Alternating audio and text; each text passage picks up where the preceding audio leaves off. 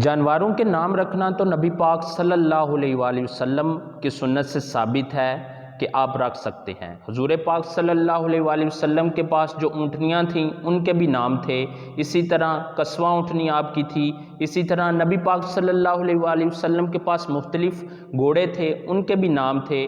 آپ صلی اللہ علیہ وآلہ وسلم کے پاس خچر تھے، ان کے بھی نام تھے۔ آپ صلی اللہ علیہ وآلہ وسلم کے پاس بکریاں تھیں، ان کے بھی نام سیرت کی کتب کے اندر موجود ہیں، جیسے خچر کا نام دلدل تھا۔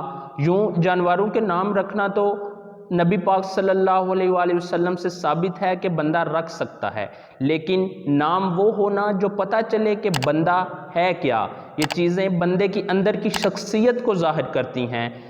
اب عجیب و غریب نام رکھ دینا، فلم ایکٹرس کے ناموں پر نام رکھ دینا، بدکاروں کے ناموں پر نام رکھ دینا، اور یہ پتہ چلتا ہے کہ آپ کی طبیعت کیسی ہے۔ جب آپ اللہ کی راہ کے اندر ایک جانور کو قربان کرنے کے لیے لائے ہیں اللہ پاک کی رضا کے لیے، تو آپ نام بھی خوبصورت رکھیں جن کو سن کر بندہ تعجب کے اندر نہ پڑے۔